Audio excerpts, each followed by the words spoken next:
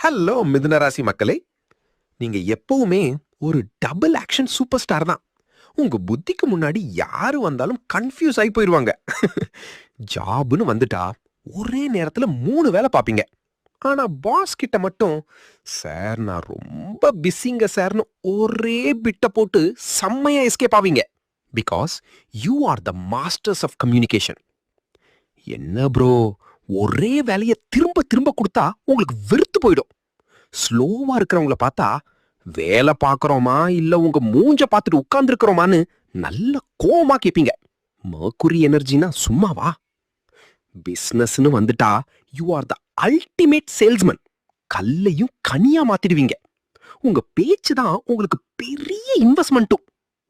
திருக்குறள்ல சொன்ன மாதிரி சொல்லுக சொல்லிற் பயனுடைய சொல்லற்க சொல்லிற் பயனிலா சொல்.